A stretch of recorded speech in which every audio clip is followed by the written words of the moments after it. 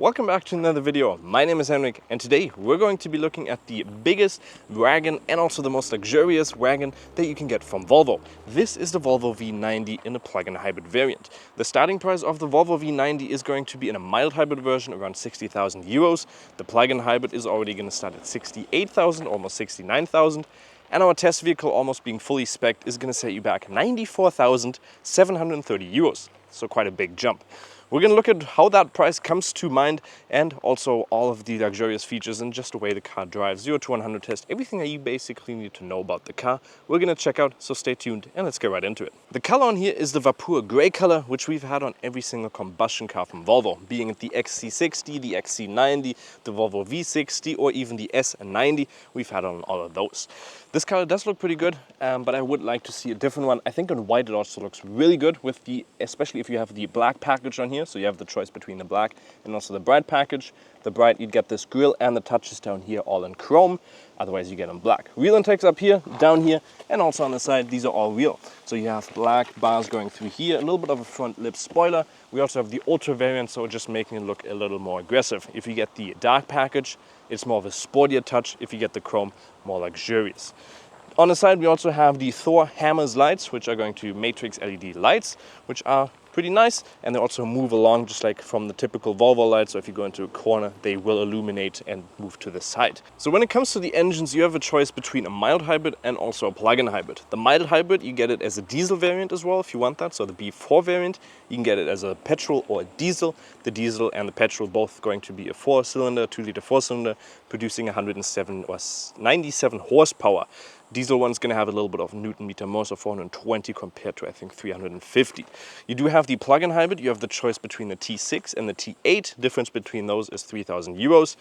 This one, the T8, is going to produce 455 horsepower in total. The 2-liter 4-cylinder engine is going to produce 310 horsepower with 400 Newton meters. And in combination with a plug-in hybrid, a complete of 709 Newton meters.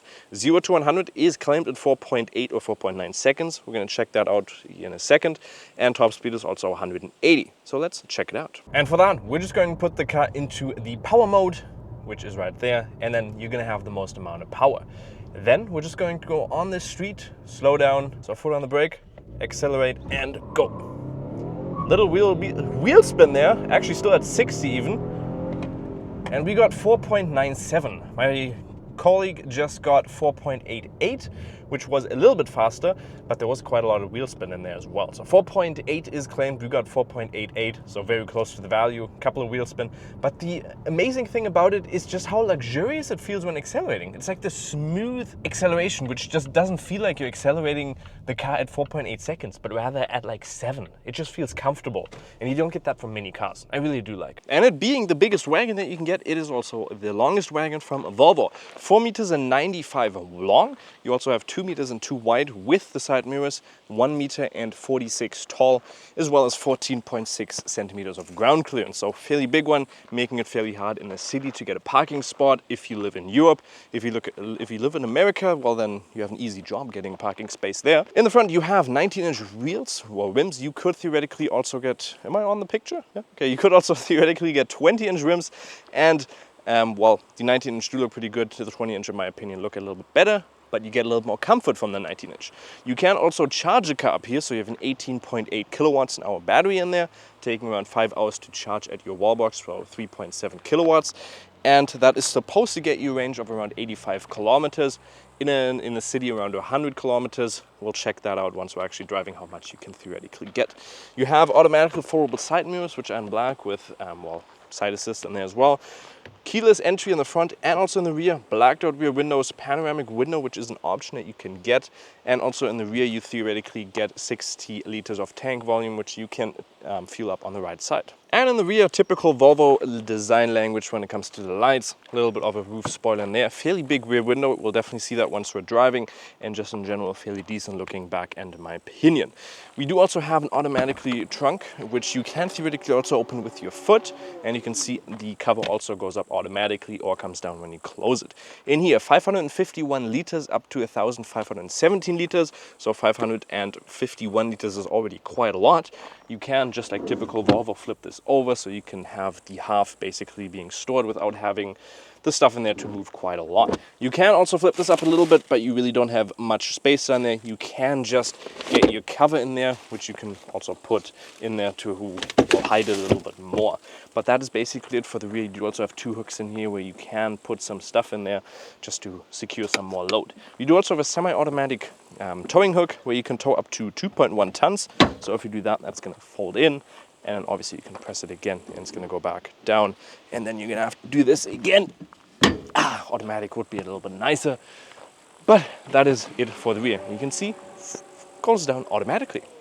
So just like you'd expect from the V90, you get a ton of space in the back. You can see good amount of foot room, good amount of leg room adjusted to me in the front, 5'11", on 1 meter and 80. Headroom is also okay if you're a little bit taller, then it might be a little bit, what is around, I don't know, 4 or 5 centimeters of space above me. If you sit a little bit more in the center, you obviously with the panoramic window get a lot more space. The panoramic window, by the way, is insanely big, so very nice on that part. The center seat wouldn't be that comfortable because the center bump is very wide and also very big, and there's also the only place where there's really hard plastic down there, so that's a very big tunnel, so only 2 people would be comfortably sitting in the back here. You don't get you don't get climate control in the back, you just get air vents, but you can't change, you can't have your own climate zone. You just have 2 USB-Cs in there. You do have this foldable out child seat, which is typical from Volvo.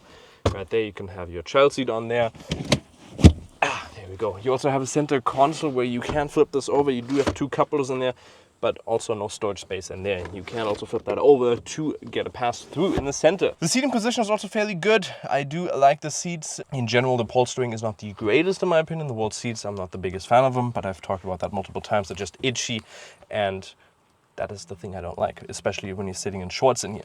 You do also have this in the back, so you have a little bit of sunshades in there, so to protect you. With a Bowen Wilkinsons, you get a big sound system in the back, some wood down there, and just in general good quality with no hard plastic anywhere there, which I really do like. So join me in the interior, where you can definitely tell this is the upper class of the V series. You have good quality everywhere you touch. You just have a little bit of hard plastic down there, maybe a little bit piano black in the center if you're not too fond about piano black, then there's quite a lot in the center. Very small loading space in there, so you only have 2 USB-Cs in there, and that's it. That's the only way you can basically charge your phone. You don't have inductive loading, which really irritates me in this car. Definitely also shows a little bit of the age.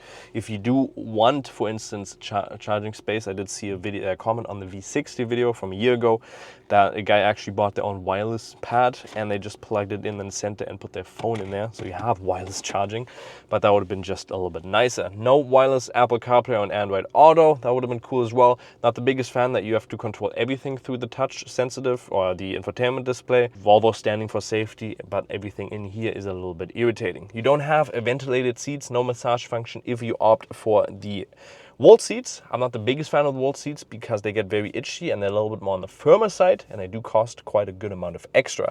Otherwise, like I said, quality very nice. If you are a music guy, my dad for instance, every time he selects a new car, the first thing he opts for is the best sound system. And in here, Bowers & Wilkinson sound system, 19 speakers, 1,410 watts for around 3,000 euros extra. Definitely worth the price in my opinion. You do get a memory function and just in general a very comfortable driving experience. And one thing Volvo always does very well is giving you a driving experience that is both very luxurious and sporty. The steering wheel, the way it feels, is very nice. You can change between having it in a sporty selection or also just in a more comfortable selection. I actually like the comfortable selection because it just feels a little bit more floaty and just more like you're driving a chauffeur car. That's what I personally think when driving this. We do have the adaptive air suspension on the rear axle on this. That also smooths out the ride quite a lot. And I personally think it is actually a little bit better than the XC90, even though it is the exact same adaptive air suspension, but it just feels, in my opinion, a little bit better. And we also have the smaller rims on here, so the suspension is going to obviously be a little bit more noticeable by being a little bit more comfortable with the smaller rims. Surrounding view in here in this car is also very good in my opinion. The rear window is quite big, you got a good amount of side mirrors, and the pillars are also not too big. Obviously it is a big car, so especially when driving in the city, you can have a hard time getting parking space and just maneuvering around. That is what I've experienced, because it is just a long car at almost 5 meters. You do have a very minimalistic heads-up display where it just shows you the speed. It doesn't show you adaptive cruise settings, stuff like that. It doesn't show you the next song, for instance. It does show you directions as well, but not too much, so fairly minimalistic, just like Volvo typical. The digital cockpit's also fairly good because it does integrate with, well, Google Maps, and with Google Maps you do get the navigation straight onto your digital cockpit if you use it in your infotainment display. We do also have the acoustic glasses in here, which are very well done, so you don't have much noise from the outside, only if you're going a little bit faster, so top speed of 180. It's going to be a little bit louder. We do also have the panoramic window in here, which you can open, and therefore obviously it is going to increase the volume in here as well. But if you close it, you really do feel shut off from the outside. And with having obviously a plug-in hybrid, it is perfect for the city as well, because you can just cruise in electric mode as we're doing right now. You have a range of claimed around 85 in the city of 100 kilometers with that 18.8 kilowatts an hour battery. On real world, you're probably going to get, well, quite a little bit less. My best guess would be around 50 kilometers of combined, so quite a big amount of range less that you theoretically get, but that's just a typical from plug-in hybrids. 5 hours is also quite a long charging time, so if you're doing longer trips, you're definitely not going to plug this car in and stop every 50 kilometers or 80 kilometers. You're just going to be driving on normal petrol engine, and thereby it has a fuel consumption when the battery is completely empty of around 6.6 liters. We've, over the last 5,000 kilometers, had an average consumption of around 8 liters, and that is also what we've been averaging around our typical day-to-day driving when having the battery on hold.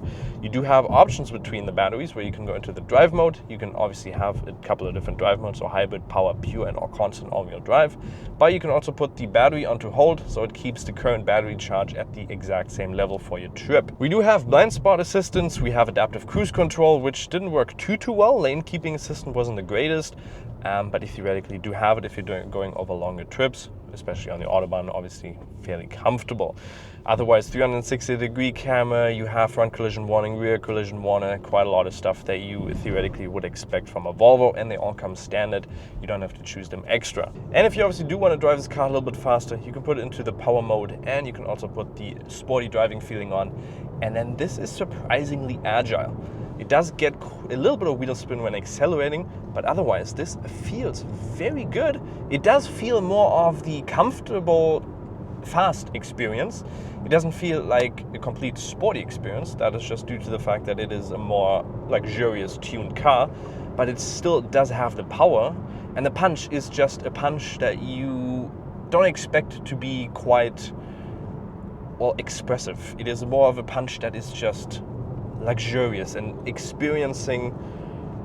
Look at that. It isn't a punch which is going to completely throw you back into your seat, but more of a graduate acceleration of the power, which does feel good, and it does definitely give you a very nice driving experience. And you can push it around corners, even though the back is going to move out quite quickly because it's just such a long car.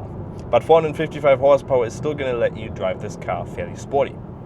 So what is my final verdict on the V90? Well, the V90 offers a lot of luxurious things, especially when it comes to the suspension. I think it's a very well done suspension, especially if you get the adaptive air suspension with the 19-inch rims. Could use a little bit of updates in the interior, inductive loading, well, Apple CarPlay wireless, Android Auto wirelessly, and just in general a couple of things that in the interior, like you can get heated, ventilated seats. That's one thing I would have really liked. Ventilated seats in there. Massage function you can only get if you don't get the wall seats. Stuff like that. Price is also fairly high. Well, 94,000 the way we have it here. 60,000 is obviously a little bit better compared to competitors. Also okay in my opinion. So the E-Class, the BMW 5 Series, or also the new A5 now. Previously the A6. Let me know which car you choose in the comments down below and what you think of the V90. Let me know, and we'll see you next time. And make sure to like and subscribe. Bye-bye.